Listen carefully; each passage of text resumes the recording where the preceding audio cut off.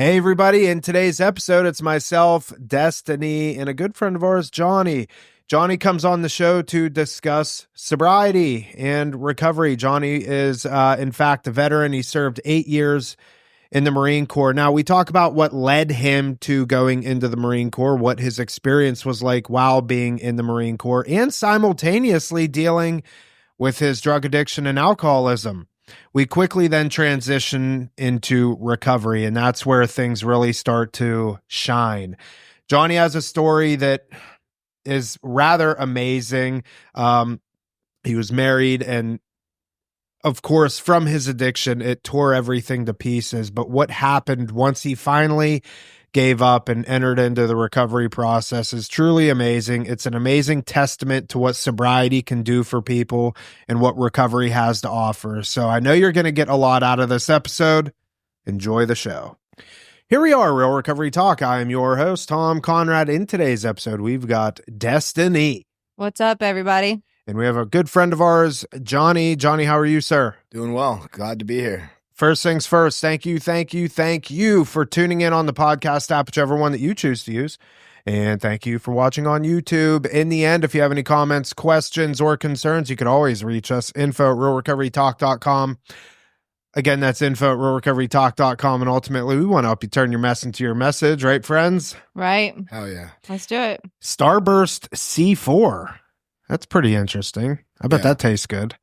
It's all they had at Walgreens on my way over here. Pull the mic a little closer to you. There You go. Perfect. It tastes great, but my C4s get, oh my God, what is it? The niacin in it? Oh my gosh, my ears start to itch. My nose starts to, oh my gosh. Okay. Yeah. All right. Yeah. That means it's working. Yes.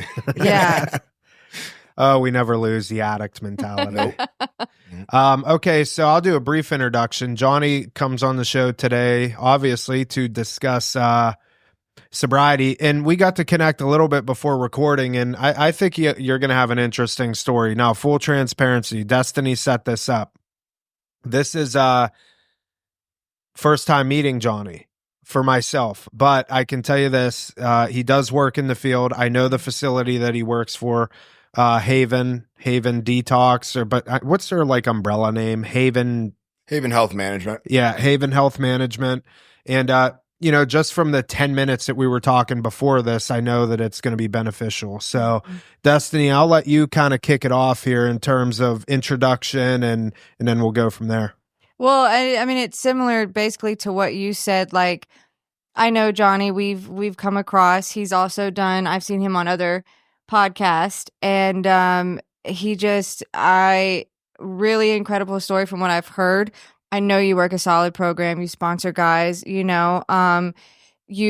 live this program day in and day out, and anyone who does that, I always want to hear their story, so I'm excited to hear it. I can tell from the meetings that we've been at together, you just seem like a really solid guy. You can tell when people are working the program, like you see the way they move, like you can just tell. So right. I was excited to get you on here. Thanks.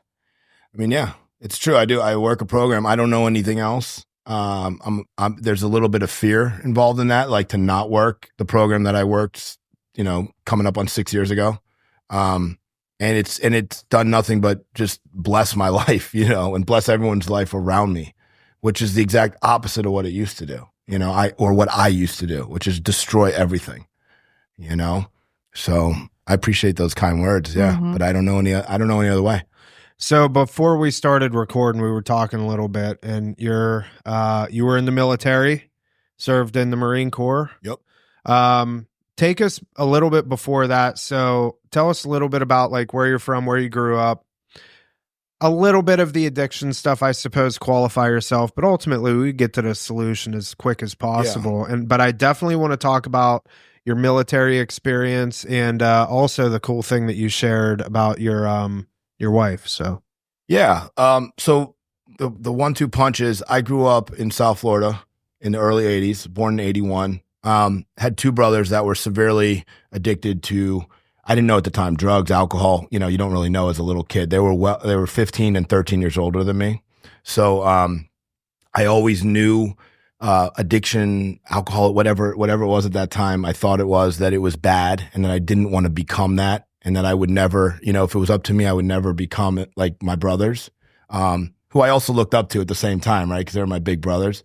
But I remember it tore my family apart. My mom and dad got separated when I was from 3 to 5 years old because of the fighting that went on in the house.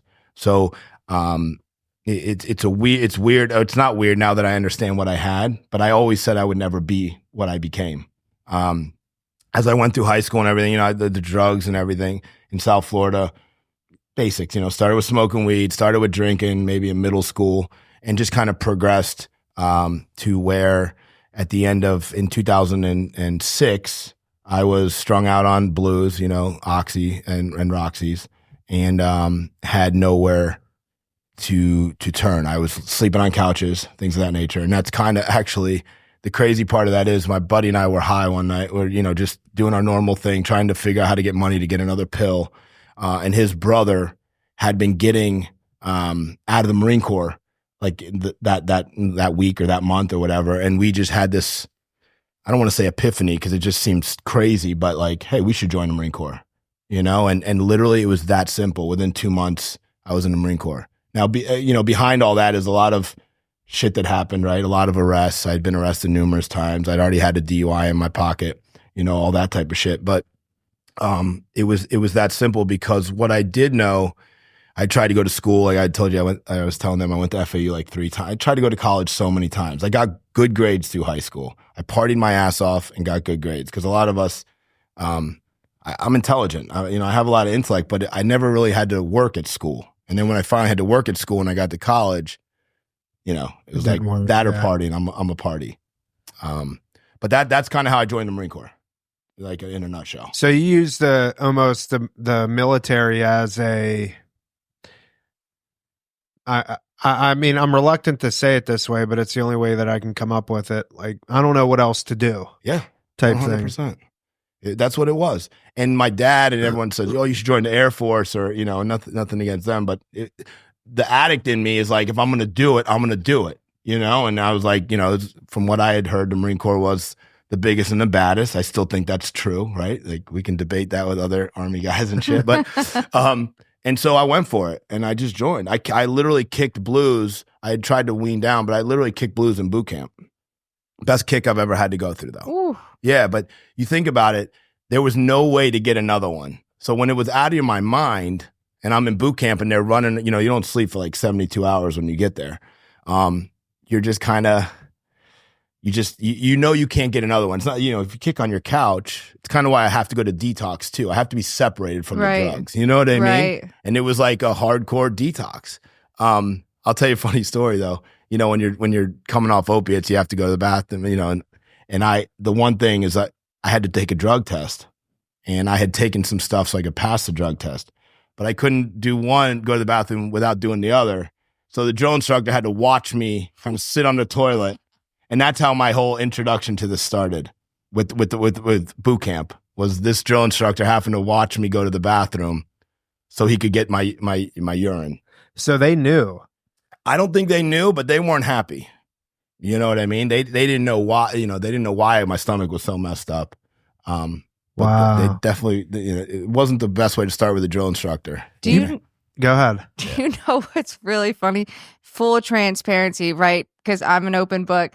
That same thing has happened with one of my probation officers because I took something so I would pass my drug test. And that same thing happened with one out of like the, 5 different probation officers that I had throughout my addiction. I literally forgot about that until just now. Oh my gosh. How embarrassing. My stomach is like cringing that happened. You brought up an interesting point, and I don't know if we've ever talked about this.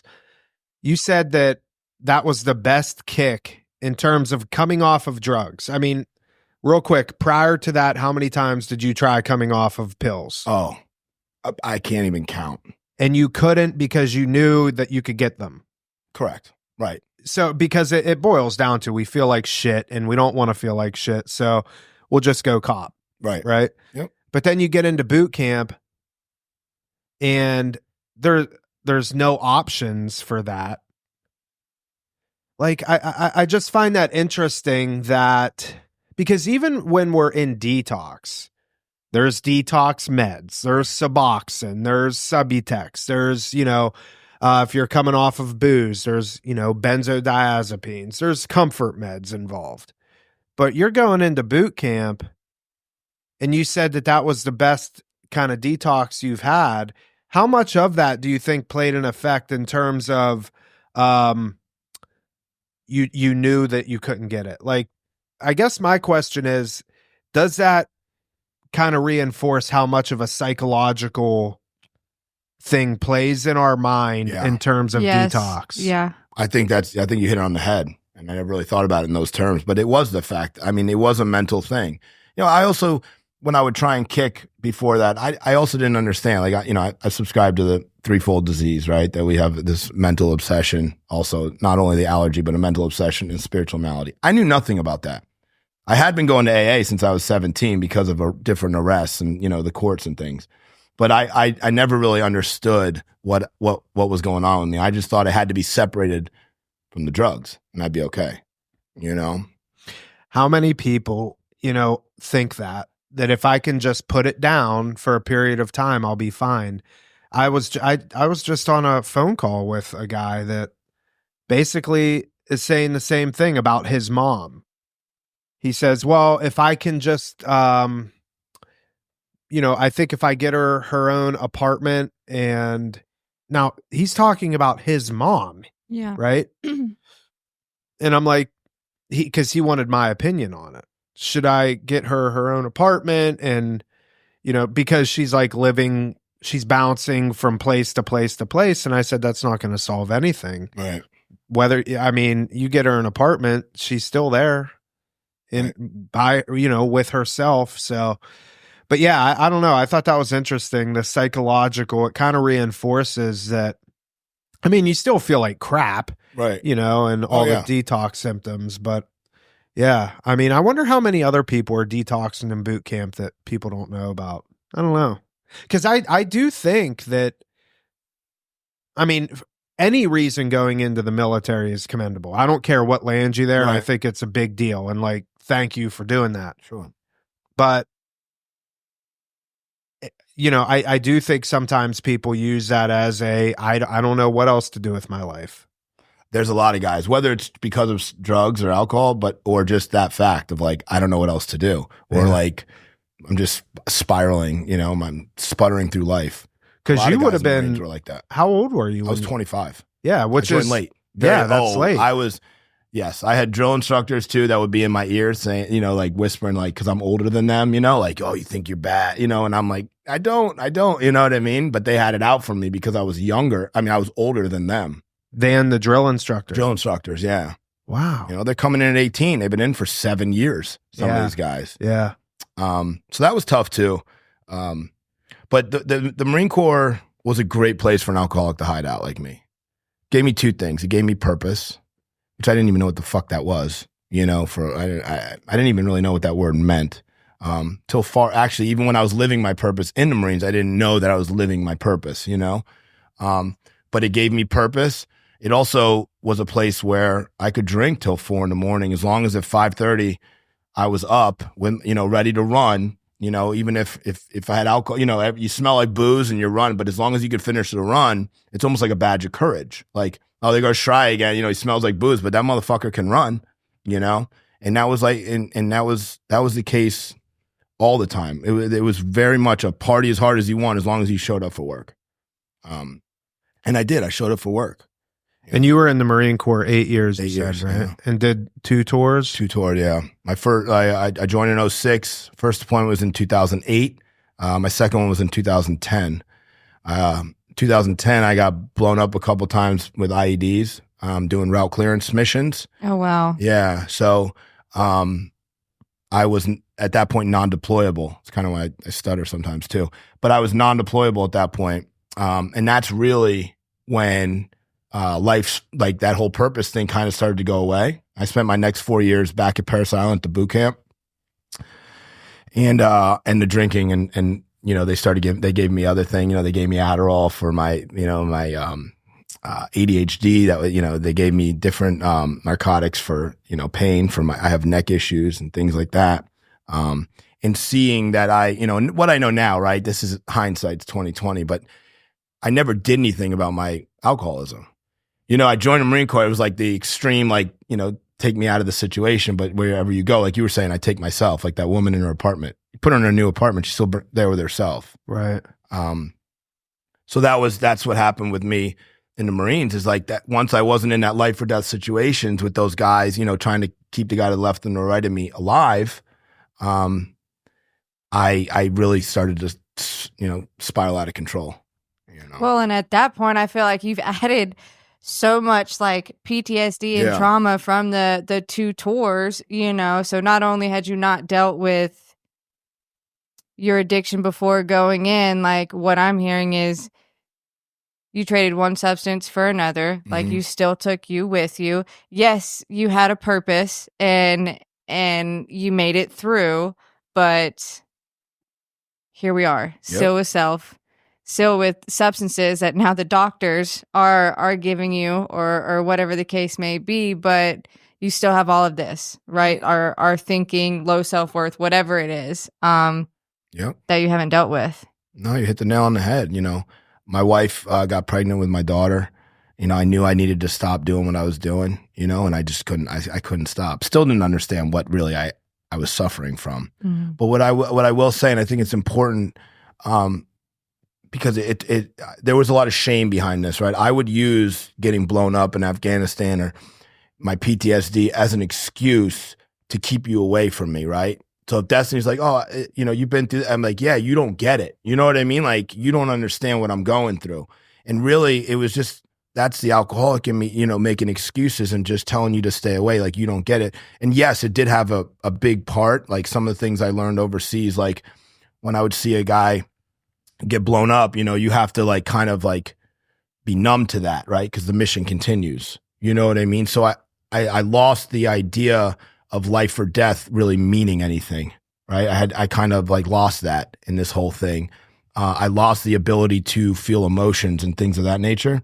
For sure. But I also used it as an excuse to continue to use more, drink more. You don't understand what I've been through, and push my family away, Oh, it's justification at its finest, right? Like, now don't get me wrong, I didn't have 2 tours, but you don't know what I've been through. You don't know what I've seen. You don't know what I've done and had done to me. You don't know, and I am justified to act, drink, and use the way that I do. You have no idea the life that I've lived up until this point. And thank God for sponsorship when I got in and actually started working, because I was basically told, like, is it fuel to the fire? Absolutely. And it does not take away from any PTSD or trauma that like I may have endured through my addiction, but like bullshit. I don't get to use those excuses, right? Like, I'm an addict and an alcoholic. I enjoy the effects produced by, I like the way that it makes me feel. And that at the core, for me, is the bottom line. I like the effects produced by alcohol and drugs. Now, can I have fuel to the fire? This is why I do that? Yes. But for me, keeping it simple is like, I like the effects produced. Sure. That's it. Yeah, we love the effects produced. But the thing is, it also, that's how it starts for most people, right? We like the euphoria, the dopamine release, how it makes us feel, but then it turns into a dependency. And it's like, I can only reference myself. I did like the way that it made me feel, but I did not like the way that I utilized it, and now knowing what I know now, I can still elicit that same feeling through healthy means. Right now, I don't get drunk, but the outcomes are still the same. I'm outgoing. I can talk with people. I can have conversations and all these things that ultimately what we use drugs and alcohol for to begin with, to be able to do these things and cope with life as life happens. That's the thing, developing all these these coping mechanisms and skills. That's what this whole recovery thing is really all about. Anybody can put down the booze and the drugs for a period of time, but what separates you from it? What can you do? Yeah. And I think, like you said, like it's a solution. My two closest, it was a group of 5 of us that kind of went through after boot camp. We went to different schools together, whatever. We ended up overseas together. One of them died. This guy died in combat. Another one of them is living in Asheville, North Carolina, who's been struggling like I was for a long time. And then the other 2 took their lives. And I am a full believer. And like you said, like if I hadn't been doing drugs, I'd have taken my life. Like that's just a fact. And people may not like to hear that. Like drugs and alcohol was a solution to what was going on up here for a long time. Because as I was going to get back to, like when I had my daughter, I was so numb and like I couldn't feel anything. And but the one thing I felt was shame over it. I felt like a real piece of shit that I couldn't feel this love for this little girl that my wife had birthed. You know what I mean? And when I got out of the Marine Corps, same thing. I moved into a beautiful house, not a beautiful house, but like a townhouse with my wife and my daughter. We had everything we thought we needed, what from the outsides looked perfect. And I was dying inside. And the only thing that made me feel okay when I would walk into that house was making sure I had some dope or, I ended up at the end shooting heroin and cocaine and everything. So I was just trying to even myself out just to walk into this peaceful house, because that peaceful house was so uncomfortable for me that like I had to do something. And inevitably what I ended up doing, as I was telling you, is I left the house after like 6 months of being out of the Marine Corps, and I chose homelessness. I chose to go live over on Seacrest in Boynton, to going back to that house. And I felt, I always got to bring that up because it's another thing that I think a lot of guys or men and women that have been through, like you said, not necessarily military trauma, but like the trauma of the streets, abuse, sexual assaults, all these things, they feel that. And I think it's okay. Like, it's okay that I didn't love my daughter because I wasn't capable of loving my daughter. It's okay that I didn't walk into that house and love them, like I'm not making excuses either. You know what I mean? Like, it's just a fact. Like I couldn't handle it. I had no idea how to handle that shit. And I felt like a real piece of shit. And I think if I hadn't had those substances, I just would have taken my life just like my best friends did, Yeah, we don't talk about that enough. That's for sure. I mean, it's I've said numerous times on the podcast, I think there's many benefits to drugs and alcohol. Yeah. In some capacity, right? It connects people, even though it's in oftentimes one of the most dysfunctional ways possible. But you have conversations, you build, you make friends and all these things. But at some point it ends up kind of turning on you and becomes now a detriment. So you get out of the Marine Corps, what year? Like December 2014. 2014, and we established that you got clean when? 2019, March. So 5 years you were out running after the Marine Corps. Mm-hmm. You left your house 6 months after getting out of the Marine Corps. How long were you homeless? I would say a good 4 years of that. Now, when we say homeless, it was when the VA, because again, I'm a disabled vet, so like the VA would take me in, throw me in detox, Baker Act me. I mean, probably 15 times that's happened. I've been to treatment 12 times. So, 45 days at a clip. So it wasn't like complete like homelessness living behind a building. But when I wasn't in a treatment facility, I was, homeless, like legit homeless on the block. Take us to the day when enough's enough. Yeah. Again, so throughout all this, I ended up in Overtown, Miami, in a shelter. And I think it's important to say this too, because I lived in a shelter. The brother that I said I never wanted to be like, who was also my hero. At one point he got out of prison. He was in and out of jail in New York, and he was down here in Miami, and we were living in a shelter together in Miami, in Overtown, called Camilla's House. And that was another, like, as I look back and I go through your inventory of everything, is like a real, like, everything I said I wasn't going to be, I became. And to the point where he and I were living, and he was actually sober in that homeless shelter and I wasn't. So it's like I had surpassed him, which I never thought in a million years would ever happen. He ended up relapsing and dying in 2017 when we were both over there in Overtown. And so that was when I really hit my bottom, where I said, like, if this guy can't even get through this, you know, like there's no way I'm coming back. I had a no contact order with my daughter. My wife had divorced me and moved up to New York. No one would answer the phone anymore. One guy offered me a ticket to Austin, Texas, to go to this nonprofit treatment center out there. I went out there. It saved my life. But I still didn't do the work that I needed to do. I put a couple months under my belt, and I went back out. But now I'm stuck in Austin, Texas, you know, shooting methamphetamines and fucking black tar heroin that I didn't even know what I was doing.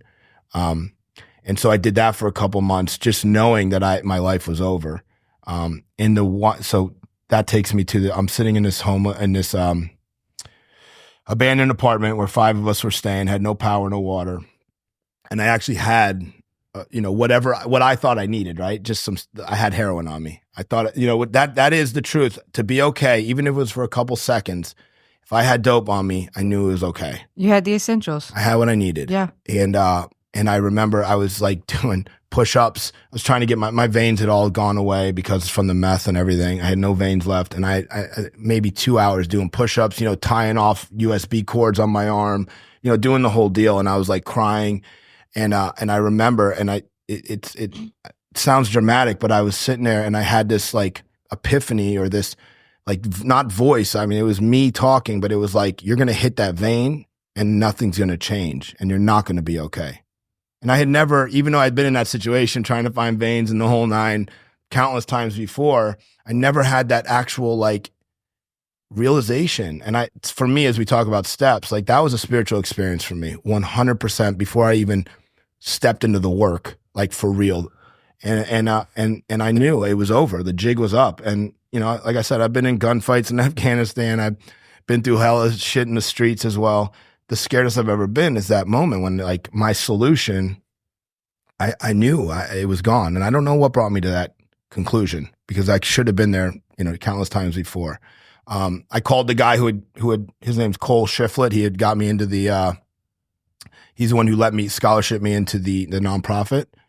And I called him again. He's like, I'll see if I can get a bed available for you. And it took like a week, and I kept getting high, and he got me in there. And literally the minute he got me in there, it was like, let's go, like game time. And I finally, for the first time, like said, you know, this program that's worked for so many other people, like maybe if I actually do it, it'll work for me. And then I had a couple things that happened in that facility that like kind of sealed the deal for me that this is going to work.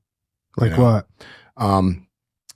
So I'm a guy that doesn't sleep for 6-7 days. Like, don't even try and get me to sleep. You know what I mean? Like, I run for 6-7 days and then I'll crash out. So when I got to that place, it was like a little house up in the hills outside Austin, Texas. I crashed out for like 2-3 days. A guy came and woke me up, and he shook me. He said, come out, come have breakfast. You've been sleeping for like 2 days. And I didn't know who I'm like, what? I come out and I pray with and these guys are all sitting around the table praying. All different people, you know, and I was like, what the fuck am I doing? You know, what in the fuck is this? But something about it made me feel like okay, you know? So I sat and I prayed with them, and I didn't go back into the room. I sat on the couch, and they did little groups. It was all about 12 steps there. There was no licensed therapist, none of that. It was just like big book. And so I sat on the couch and I just started to feel better every day. And about a week later or 5 days later, there was another guy that was sleeping in that room. It was like the detox room, you know? And his name was John as well. And I said, man, this kid's been in there for like 2-3 days. Let me go in there and get him, like someone did for me. Not thinking, right, what I'm about to say. I went in and I grab him. I'm like, yo, my man, like, what's up? Why don't you come eat with us, you know? And he came and he ate with us. And he and I became good friends, and we had a gym out back, and we were working out like 2 weeks later. And he's like, thank you, you know? And I'm like, he's like, I got to thank you. I said, for what? And he's like, when you came and got me, like, I was like really down. I was really thinking about just jumping out the window, like not letting anyone know and just running and taking off and not coming back. He's like, you know, you might save my life, or, you know, and that's not why I did it. You know what I mean? But I had another one of those, like, I think it was a spiritual experience for me. Like, it was like an aha moment of like, that's what they've been teaching about, like one alcoholic helping another, or you know what I mean? Like a 12 step. And I did it without even thinking about it. And look at the change it had on him, you know? And that was another thing that just made me like dive deeper into the work. Wow. I did a fucking thorough 4-step. You know, everyone talks about the sexual inventory of a 4-step and, you know, all these things that people have embarrassment or, you know, they feel ashamed about. I never really had that. But what I really put on that 4-step that time, which is probably the second time I did a 4-step, was I put things like I resented my daughter for being born. Because sitting in that room when I realized that drugs and alcohol would never work for me again, the only thing that really I thought is my daughter deserves a father. I don't deserve my daughter, but she deserves a father. And so I resented her for that, because if she wasn't, you know, if I didn't have her to like think about, like I could just use and die, you know, but so I resented that. Mm-hmm. I resented my brother for dying before me, because now my dad, like a part of me was like, man, my dad doesn't deserve to have another dead kid. You know, he's already got one. And I resented my wife for being a perfect fucking wife or a perfect mother. I resented my wife because my parents took my wife's side, even though I was being unfaithful to her, right? And stealing every dollar and every emptying every savings account, right? My sick mind resented her for being so great and everyone loving her so much and not me. So those were like the three that like, again, that like really, when I put those on paper, immediately felt relief from that. Yeah. Wow. It's pretty remarkable. I mean, it just goes to show that you don't know when, how, or what the situation will be when something clicks. No. For somebody. I mean, you're in Austin, Texas running, and what was the push-ups for? To get vascular so you can find Yeah. Trying to. I'm like, I've done it. Yeah. I've done it. Wow. Mm-hmm. So how long did you stay in Texas for?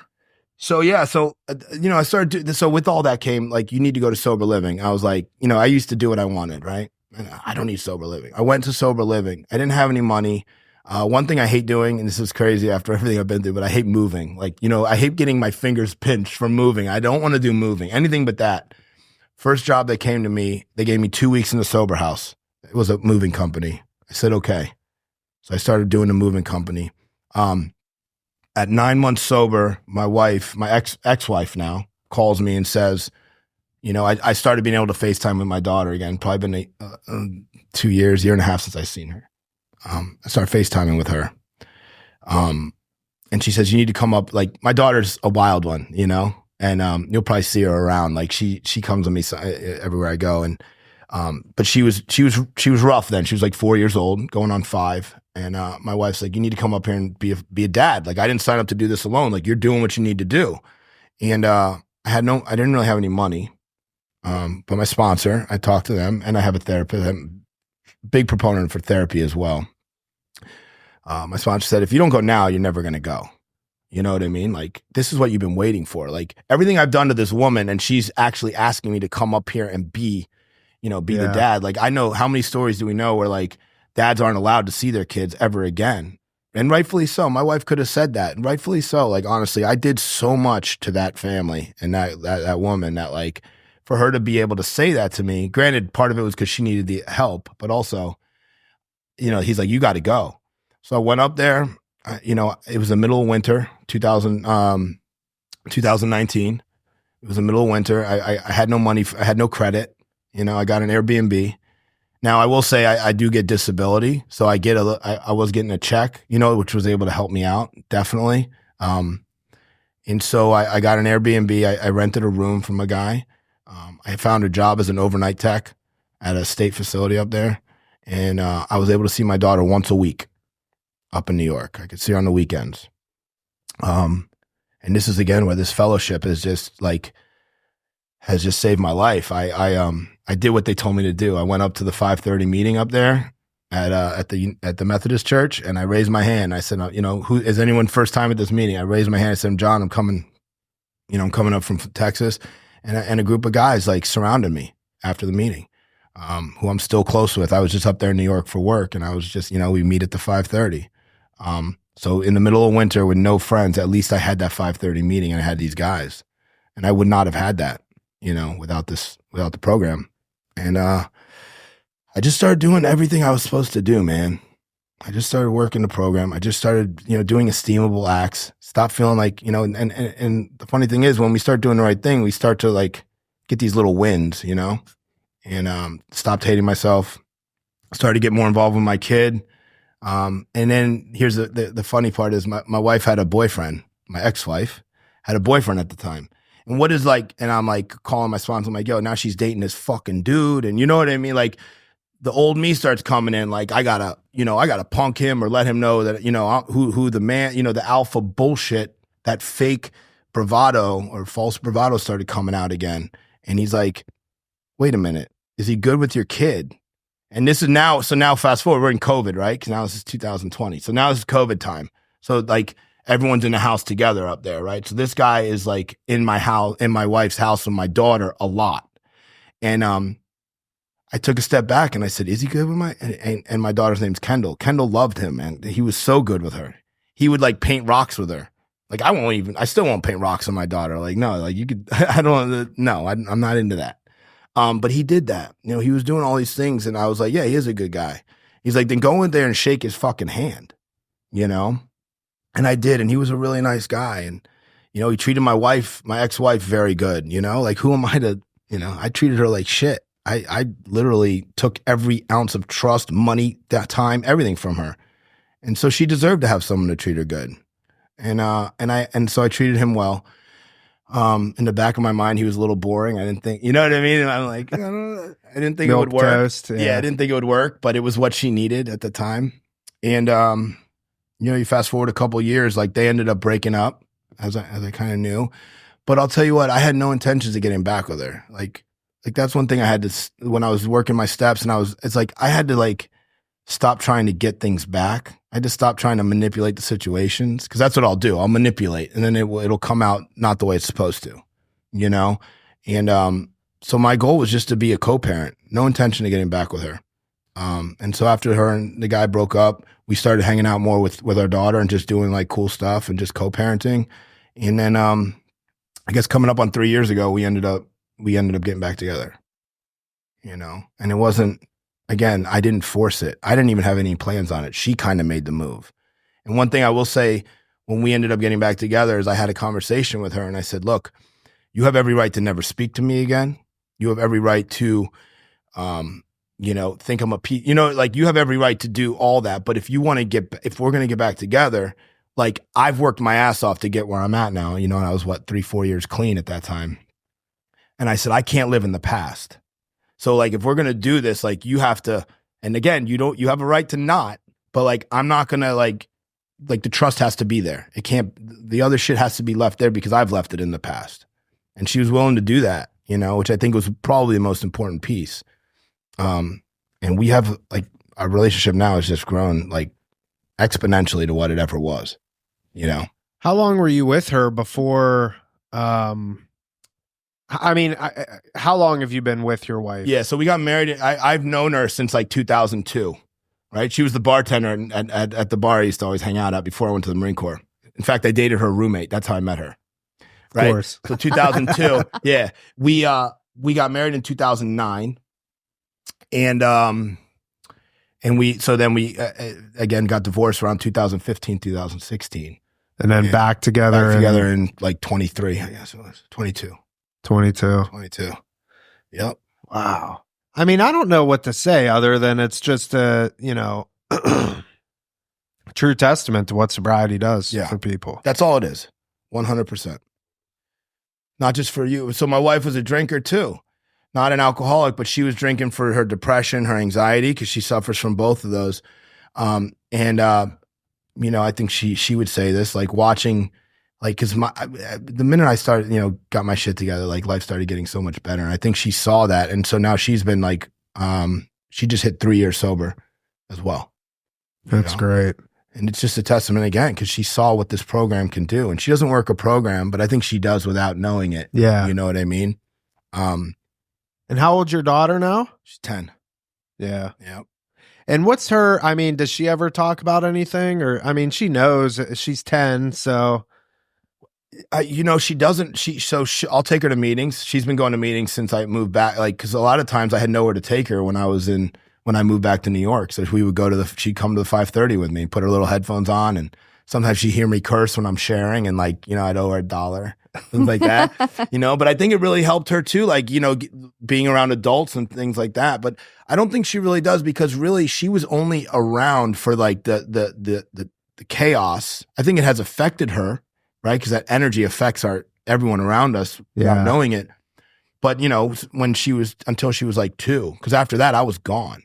I was only around for like the first year and a half, physically. And then you were gone from 2 to 6, five and change. Yeah, I'd pop in and out. So like 3 years, pretty much absent. Yeah. Destiny, what do you got? I'm ecstatic. I mean, I'm a huge advocate of the 12 steps, and literally through your story, you can see what happens when you work this program and get out of your own way, loving yourself again, rebuilding relationships, being able to set boundaries, being able to show up, the spiritual experiences that you had along the way. I mean, every promise that AA gives you, like, I got to hear you experience. I was talking to the clients last night, and I put emphasis on the 12 steps on the program. Like, treatment is easy, right? Like, we're in a bubble. Sometimes we don't have our phone. It's very structured. It's very routine, but it's the work that we do outside of treatment that is where it matters, right? Because we're back in the real world. We have access to anything and everything. But I mean, it's the 12 steps that are life-changing, right? And it's just really cool to hear like what the promises say through your story. I mean, you talk about like learning to love yourself again. And I was just talking about, I had zero identity when I came in these rooms at 25. I had lived my whole life being what I thought you wanted me to be. My confidence and my worth was based on you, right? If you were proud of me, I was proud of me. You know what I mean? Yeah. If you were mad at me, my world came crashing down. I had to fix it. Even if I hadn't done anything wrong, I had to fix it, because that fear of not being loved or whatever, leaving. And I mean, that was 25 years of my life from as little as I can remember, and I get in here and I work these steps, and I have a sponsor that's like laid down with the facts about this program.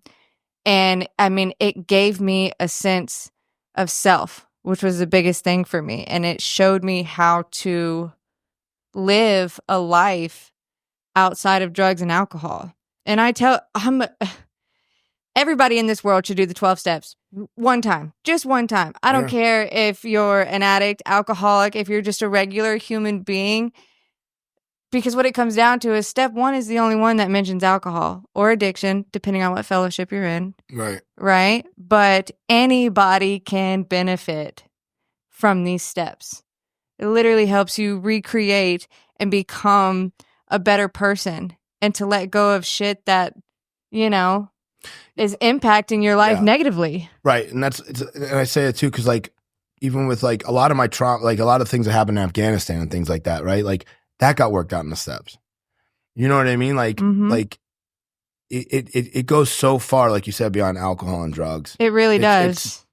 It's not even like we said, it's not even about that. Like they say it was my solution. It wasn't just what do they say? It's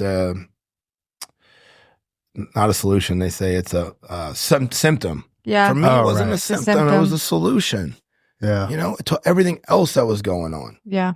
Everything else that was going on. So you guys moved down to Florida. Yeah, we just moved down here in August. Yeah. And you work in the field now? Yeah, I work for Haven. Haven for Heroes is, where I try and make my focus. There's other things going on with the VA right now, which is outside of my control. Mm-hmm.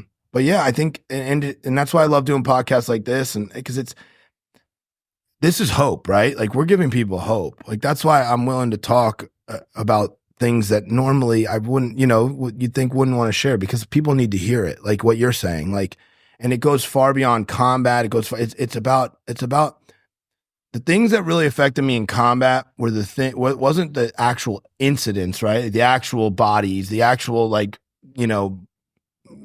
people dying and all that stuff. It was the feeling, it was the emotions, or the character defects, which I found, that were being created behind those incidents, right? Now, they weren't character defects in the moment over there, just like any other trauma. I learned a lot about trauma from a woman who had been abused by her husband, actually. I learned a lot about what she went through when she would go home, was a lot about the same reactions and feelings that I had in combat. You know what I mean? Yeah. And I think that's what needs to be talked more about, is like, and why I'm like loud about what happened to me is like, it's not necessarily, you could be okay with the shit that happened, but it's like how, and that's what the steps does for you, right? Like, how has that affected me in a 4-step, right? A 4th column of a 4-step. Like, we're not taking away from that was fucked up situation, whether it was like the girl with her husband or me in Afghanistan, whatever happened. But like, how is that affecting me now? Right? Because that's on me. Mm-hmm. How I'm allowing that to, it's not saying that what happened before was okay or right or anything. It's like, but how is it affecting me now? And that's been a big part of my recovery from PTSD and substance abuse, right? It's been like, how is all that shit that it was happening affecting me now? And if it's not affecting me in a good way, like, then I need to do something about it. Mm-hmm. And only I can do that, Yeah.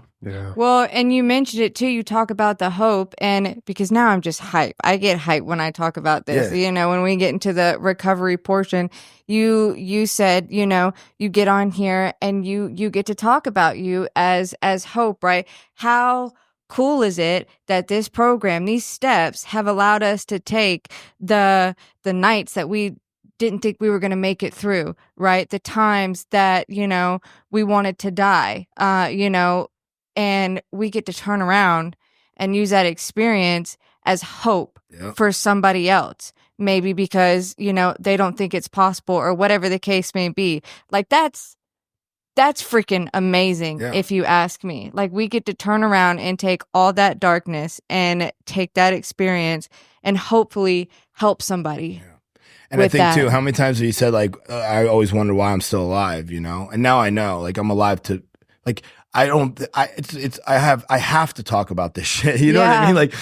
Like, that's what I'm like, I have to, because again, or else I'm going to wonder, why am I still here? I know why now, to give it back. Like the 2 guys that took their lives, like I always say their names too when I bring them up, and I forgot, like Zach Picking and Brandon Lay. Like, I'm here to say their name. I'm here to talk about my brother, Jeff Schrei, who took his life, who I used to like get high over. You know what I mean? I used to just like spit on their name by using, you don't understand. And now I get to like use their name to like, for good, I guess, I don't know. I think it's purpose. It boils back down to purpose. Yeah. Well, dude, I think this was an awesome, awesome episode. I'm glad we got to connect, and, I didn't do much talking, which is a good thing, because that means I was like dialed in. That's when you know it's good, is when he keeps his mouth shut, because this man will talk. Yeah, and talk. Well, I appreciate it. Talk. Open invite. Do you think your wife would be down to record? Yeah. In fact, we've talked about like getting her like more involved, because like, dude, I think that'd be cool to have your wife come on. Yeah, awesome. And like, love that. You know what I mean? Yeah. From that perspective, failed marriage to getting back together and all that stuff. That's powerful stuff. So, Destiny, any final thoughts? I love recovery, and I love hearing stories like this, because it really gets my gears going, and then I'm just all for it, and then I want to go out and tell the world about it. Can I say one thing? Yeah. Because sometimes I'm like, ooh, if my wife and I didn't get back together, I would be okay. Uh-huh. I think that's important, because not everyone's going to get their relationship back. Good point. Yeah. And I always have to say that when I speak, so I'm like, man, the guy with 27 days thinks he's getting his wife, and he may not. Right. But the best thing, and she knows this, and she'll tell you this when she comes on, if she wanted to leave me right now, I would be okay with it, you know, because I love her and I want what's best for her. And I am okay by myself. I think that's the important thing. I don't need my wife. I want my wife. Right. And I love that we're back together, and it is a fucking amazing success story. But if I didn't get her back, I would still be the great co-parent, and I would still have, you know, I would still be doing great. I love that you brought that up. Yeah. Yeah. I think it's important. No, for It sure. is. Well, Johnny, awesome, man. And we'll stay connected. And I'm looking forward to this coming out. And like I said, next one is you and your wife. And we'll make this happen hopefully over the next few weeks if you guys can. That'd be great. Cool. That'd be cool. All right. That is it for this episode of Real Recovery Talk. Thank you for tuning in. In the end, if you have any comments, questions, or concerns, you could always reach us, info@realrecoverytalk.com. Again, that's info@realrecoverytalk.com. And ultimately, we want to help you turn your mess into your message. That is it. We will see y'all later. Now I got to do the intro. I love that we did that at the same time. That was good. Without even knowing. Bing. All right, do your intro. Here, pull that mic in real quick. Okay. This should be an easy one to do.